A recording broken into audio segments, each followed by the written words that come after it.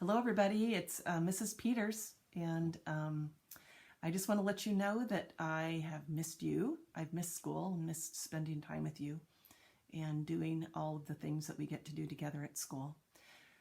I've also been doing some fun things, like I hope you've been doing. I have been playing the piano a lot more than I ever get to.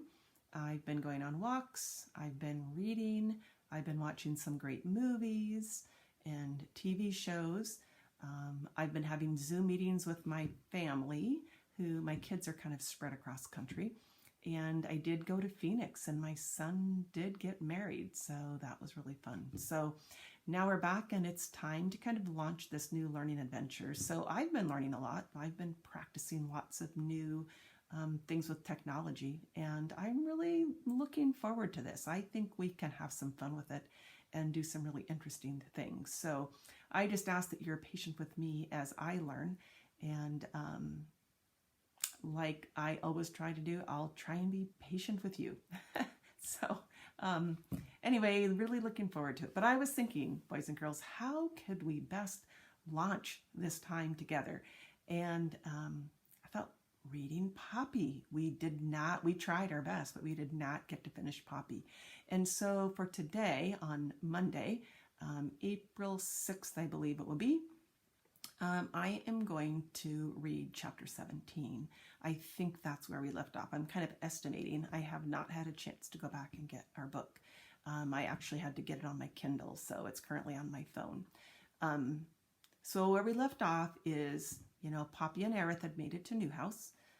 Aerith took Poppy there, went with her to protect her in exchange for Poppy getting the salt lick that he knew was there. So they found the salt lick and other things there. And, the salt lick's tall. I don't think Poppy has any idea how she's going to get it for Aerith. But then they also discovered, as we know now, the fake owl. So Aerith actually just took off back into the woods and left Poppy. And she has taken a nap in the cornfield. And that's where this chapter picks up. It's called A Surprising Conversation. So chapter 17 of Poppy. Poppy woke refreshed. For a moment, she just lay still, luxuriating in her discoveries.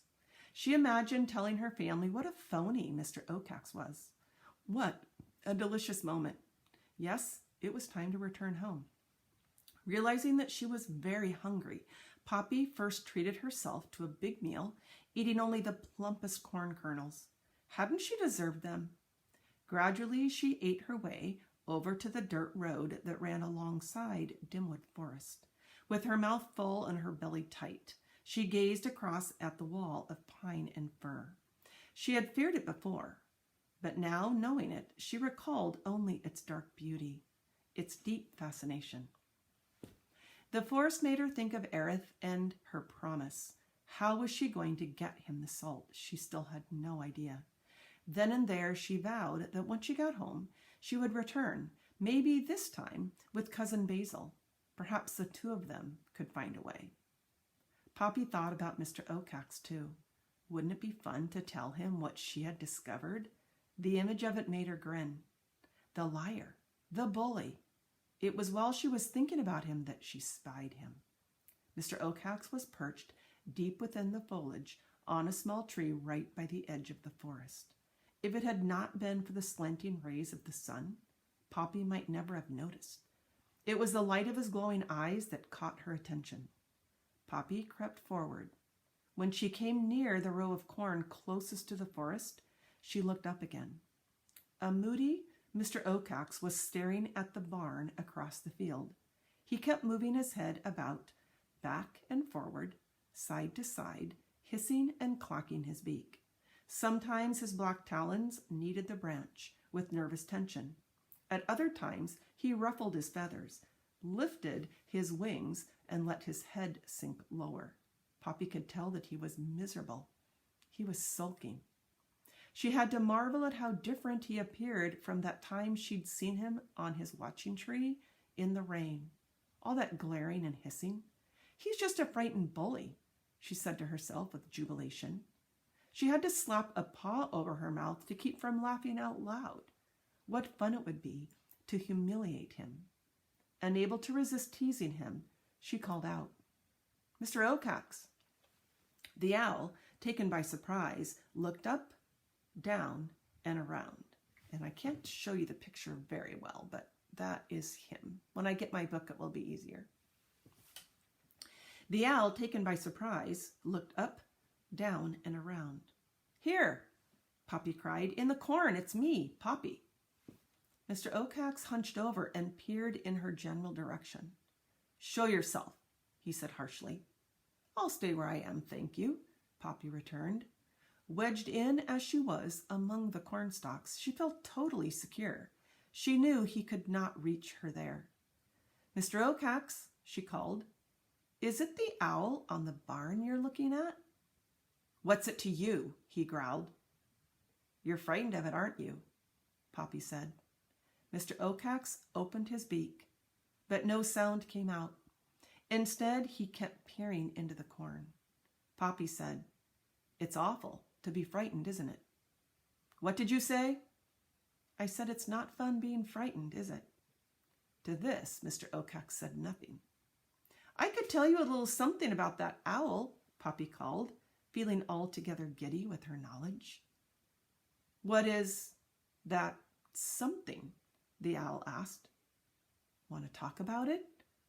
Poppy offered, suppressing a giggle. "Well, I might as well say it to you. I'm going to tell my family." Mr. Oacax shifted, uncomfortable on his perch. "I'll talk," he said. Then he added, "But we could talk more easily if I could see you." To Poppy's ears, the owl's tone had shifted. It was not nearly so hostile as it had been before. Was she only imagining that? Should she trust him? But even as she asked herself that question, she thought, "Oh, the look on his face when I tell him that the bird he's so frightened of is nothing but a fake." Aloud, she called, "Would you really like to talk about it with me?" "Yes, I would," replied Mr. Oacax. "You seem to be a very smart mouse." Poppy blushed. No one had ever called her smart before. This, she had to admit, was a very different side to Mr. Oacax from what she had known. Ragweed, in his way, had challenged him. As for her father, he had been very timid in his approach.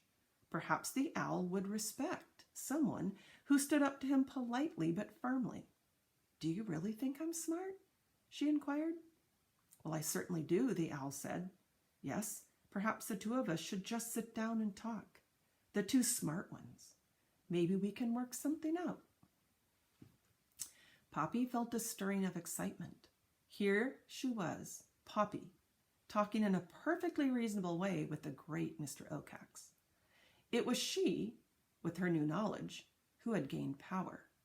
Perhaps instead of humiliating him, she could work things out reasonably, so the mice could move to Newhouse. Wouldn't that be a trophy to bring home to her parents? So thinking, she moved from her hiding place a little onto the dirt road. "Yes," Mr. Oacax said soothingly, "let the two of us talk things over. I should think we could find some reasonable solutions." "All right," said Poppy. Boldly, she stepped farther out on the road. She looked up. Mr. Oacax was gone. "Where are you?" she cried. At that moment, the owl plunged down upon her from behind. And that ends that chapter. So, boys and girls, I'll continue to read chapters and share them with you in Google Classroom. I do believe most of the things that we'll be doing together over the next weeks will be through that resource. So, also want you to know that I'll be reaching out by phone, hoping to talk to you in the next few days. And I also sent a letter in the mail to your families. I sent them Saturday, although they might not actually go out till Monday. So look for them on Tuesday or Wednesday. And I'm just looking forward to this way of connecting with you. So I'll be seeing you again soon. Goodbye.